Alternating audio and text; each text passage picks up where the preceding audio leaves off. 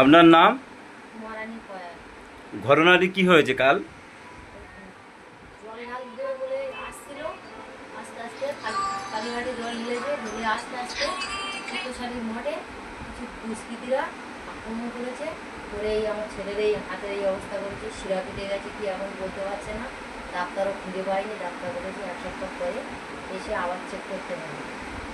ইয়ে করেছে, ছবি করেছে, ছবিও কিছু পাইনি, এত ব্লাড বেরোচ্ছে কিছু দেখতে পাইনি, কিছু বুঝতে পারিনি, নেয়নি, বারাইপুর হসপিটাল থেকে ফেরত দিয়েছে। কাল কালীঘাটে দিয়ে জলযাত্রী নিয়ে ভায়া চিত্তশালী মঠ হয়ে দাঁড়িয়া বাবার মন্দির আসার পথে হঠাৎ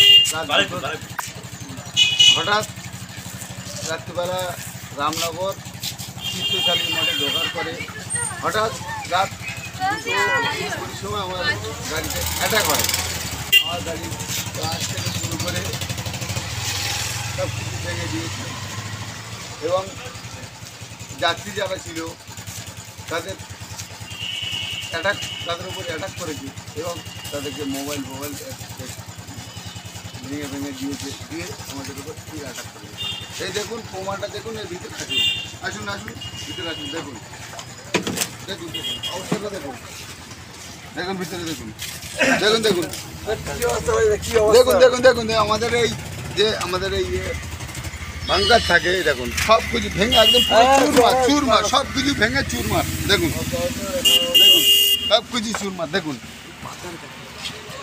এটা আজ গভীর রাত্রে প্রায় 1:45 নাগাদ ক্যানিংয়ে দাঁড়িয়ার বাসিন্দারা, প্রায় গ্রামবাসীরা প্রতি বছরের মতো বারাইপুর রামনগর চিত্তশালী মঠে পুজো দিতে যায়, বাবা মহাদেবের পুজো দিতে যায়। আপনারা সবাই জানেন আজকের শ্রাবণ মাসের লাস্ট সোমবার সেখানে গ্রামবাসীরা, দাঁড়িয়ার গ্রামবাসীরা প্রায় 25-30টা গাড়ি নিয়ে তারা প্রথমে বিকেলের দিকে কালীঘাটে যায়, ওখান থেকে জল নিয়ে আসে। প্রতিটা মুহূর্ত ক্যাপচার করা আছে, আপনারা দেখতে পাবেন।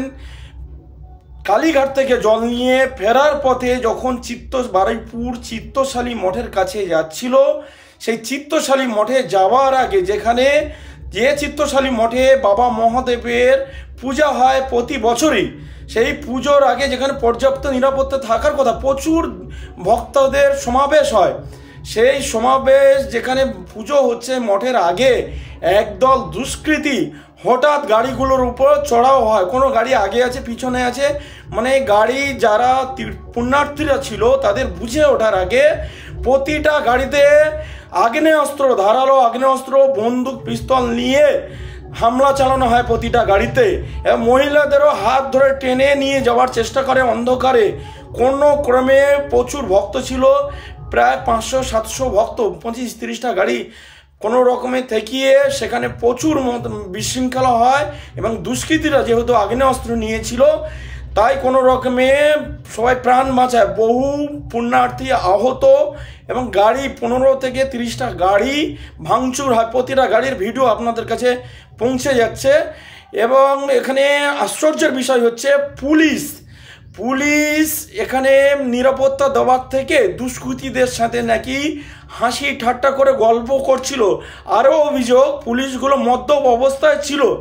পুলিশ নিরাপত্তা দেওয়ার পরিবর্তে পুণ্যার্থীদের দুষ্কৃতীদের সাথে সহযোগিতা করে এই জেহাদি তাণ্ডব বারুইপুর রামনগরে ঘটানো হয়েছে। এটা কেন ঘটানো হয়েছে? কোন পুলিশ? মমতা ব্যানার্জি এখানে বাঙালি করে হাওয়া গরম করছে, অথচ হিন্দু বাঙালিদের কোনো নিরাপত্তা পশ্চিমবঙ্গে নেই। আমরা এই ঘটনা পূর্ণাঙ্গ তদন্ত করে অবিলম্বে দুষ্কৃতী এবং ওই মদ্য পুলিশদের বিরুদ্ধে আইনানুগ ব্যবস্থা নেওয়ার দাবি জানাচ্ছি, নাহলে আমরা কিন্তু জেলা জুড়ে আন্দোলন করবে এই ঘটনা নিয়ে।